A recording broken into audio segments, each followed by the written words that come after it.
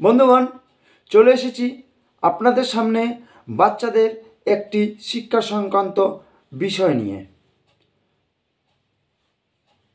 আপনারা দেখবেন বা হয়তো আপনারা লক্ষ্য করেছেন যে বাচ্চারা যখন পড়াশোনা করে তখন সেই বিষয়টি নিয়ে বাচ্চাদের যদি কোনো প্রশ্ন করা যায় সেটির সঠিক উত্তর দেয় বা দিতে পারে বা লিখতেও পারে। কিন্তু কিছুদিন পর, 2 দিন 3 দিন বা 4 দিন পর যদি সেই বিষয়টির উপর বাচ্চাদের কোনো প্রশ্ন করা হয় তাহলে দেখবেন তারা হয়তো ভালো মতো সঠিক উত্তর দিতে পারছে না, অর্থাৎ মাথায় বিষয়গুলি ধরে রাখতে পারছে না।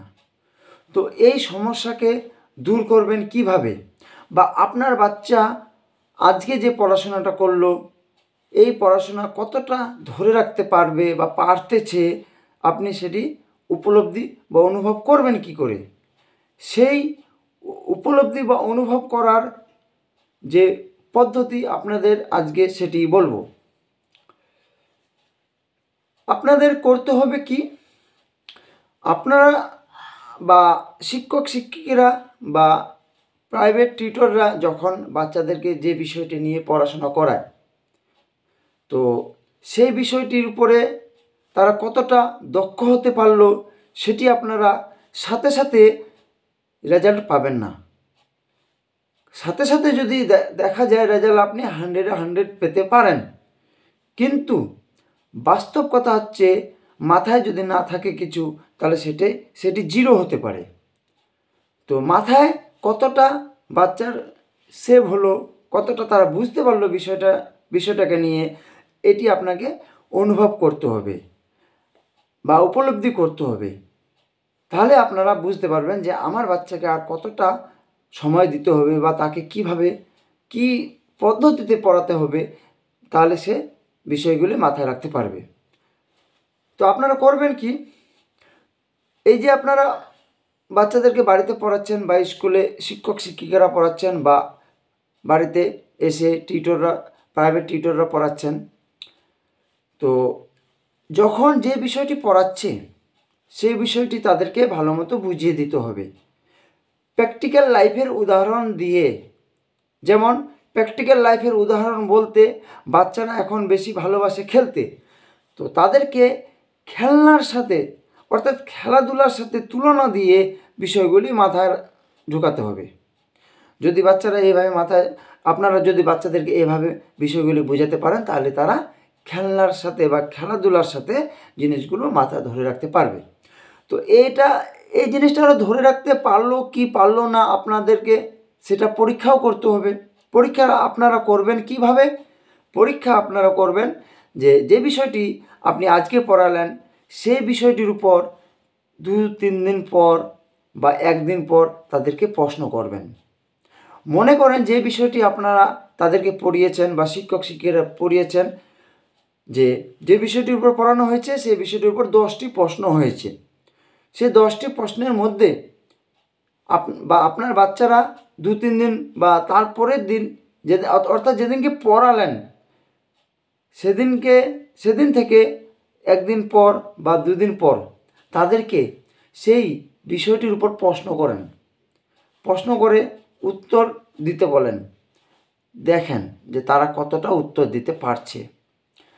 মনে করেন যে বিষয়টি আপনারা বাচ্চাদেরকে পড়িয়েছেন সেই বিষয়ের উপরে 10টি যে প্রশ্ন হয়েছে সেই 10টি প্রশ্নের মধ্যে বাচ্চারা সঠিকভাবে 4টি প্রশ্নের উত্তর দিতে পেরেছে। তাহলে আপনাকে ভাবতে হবে যে আপনার বাচ্চা 100-এর মধ্যে 40% মাথায় রাখতে পেরেছে। বাকি যে 6টি প্রশ্ন আছে সেটি তারা মনে রাখতে পারছে না। তাহলে আপনাদের এবার করতে হবে কি, সেই বিষয়ের উপরে আবার তাদেরকে পড়াতে হবে। তাহলে দেখবেন যে বাকি যে 6টি প্রশ্ন থাকলো সেই 6টি প্রশ্নের মধ্যে পুনরায় যখন পড়ানোর পর আবার 2-3 দিন পর তাদেরকে প্রশ্নের উত্তর দিতে বলবেন। আপনারা প্রশ্ন করবেন, তারা উত্তর দিবে। দেখবেন যে তখন হয়তো 6 থেকে 7টি, অর্থাৎ প্রথমের 4টি, তারপরে দ্বিতীয়বার যখন প্রশ্নের উত্তর জানতে গেছেন তখন বাচ্চারা 2 থেকে 3টির উত্তর দিতে পেরেছে। যদি 3টির উত্তর দিতে পারে তাহলে বাচ্চারা সঠিকভাবে 10টি প্রশ্নের মধ্যে 60টি প্রশ্নের উত্তর সঠিকভাবে দিতে পারছে। তাহলে এবার থাকছে কি, দেখবেন যে দ্বিতীয়বারে এমন কিছু বাচ্চা আছে দ্বিতীয়বারে 10টি উত্তর দিতে পারে। যে আজকে পড়ালাম দুদিন পর কিছু বাচ্চা আছে 10টি উত্তর দিতে পারে। এমন কিছু বাচ্চাও আছে যে আজকে যে পড়ালাম দুদিন পর তাদেরকে যে 10টি প্রশ্নের উত্তর দিতে বললাম 10টি প্রশ্নের সঠিক উত্তর দিল, খুবই ভালো কথা। কিন্তু যাদের মাথায় একবারেই 100 সেভ হয় না বা মাথায় ঢুকে না, তাদের ক্ষেত্রে আপনাদের এগুলো করতে হবে কি, যে প্রথমে আপনারা যে পড়ালেন তারপর 2-3 দিন পর তাদেরকে প্রশ্নের উত্তর দিতে বলবেন। দেখবেন যে তারা যদি 4 থেকে 5টির উত্তর দিতে পারে, তাহলে ভাববেন 10টি প্রশ্নের উত্তরের মধ্যে বাকি যে প্রশ্নের উত্তরগুলো থাকলো সেগুলো তাদের মাথায় ঢুকেনি। সেগুলো তাদের মাথায় ঢুকানোর জন্য এবার আপনাদের আবার সেই বিষয়ে যেতে হবে, বাচ্চাদেরকে নিয়ে সেই বিষয়ে ভালো মতো বুঝিয়ে আবার 2-3 দিন পর তাদেরকে প্রশ্নের উত্তর দিতে বলতে হবে। যদি বাচ্চারা সঠিকভাবে আরও কিছু উত্তর দিয়ে দেয়, হয়তো দিয়ে দিবে বা দিয়ে দেয় 2টি বা 3টি নতুন প্রশ্নের উত্তর, তখন আবার তারা দিতে পারে। তাহলে আগের 4টি যদি আমি ধরি প্রশ্নের উত্তর, তারপর দ্বিতীয় দিনে যদি আমি 3টি প্রশ্নের উত্তর ধরি, তাহলে 10টি প্রশ্নের উত্তরের মধ্যে বাচ্চারা 60টি প্রশ্নের উত্তর দিতে পারলো, তাহলে 10টি পারলো না। তাহলে পড়ে থাকছে আপনার আরও 3টি প্রশ্নের উত্তর, যে 3টি প্রশ্নের উত্তর তারা পারছে না। তাহলে আপনাদের করতে হবে কি, আপনাদের আবার পুনরায় সেই বিষয়ে তাদেরকে নিয়ে যেতে হবে, সেই বিষয়ে বোঝাতে হবে, প্রশ্নের উত্তরগুলো তাদের মুখস্থ করাতে হবে, বুঝিয়ে মুখস্থ করাতে হবে। তাহলে আপনি তখন আবার 2-3 দিন পর বা 1 দিন পর দেখবেন, তাদেরকে জিজ্ঞেস করবেন 10টি প্রশ্নের উত্তর, দেখবেন যে হয়তো তারা 9টি বা 8টি বা 10টি প্রশ্নের উত্তর সঠিকভাবে দিয়ে দিতে পারছে। তো আপনাদের বাচ্চাদের মাথায় যদি একবারে সব বিষয়টা না ঢুকে, তাহলে আপনারা তাদেরকে এইভাবে বিষয়গুলো বুঝান। আর যাদের বাচ্চাদের মাথায় একবারে সবটা ঢুকে যাবে তাদের ক্ষেত্রে খুবই ভালো। তো বন্ধুরা, আজকে ছিল এই পর্যন্ত। দেখা হবে পরবর্তী ভিডিওতে। আমাদের চ্যানেলকে অবশ্যই সাবস্ক্রাইব করে রাখবেন।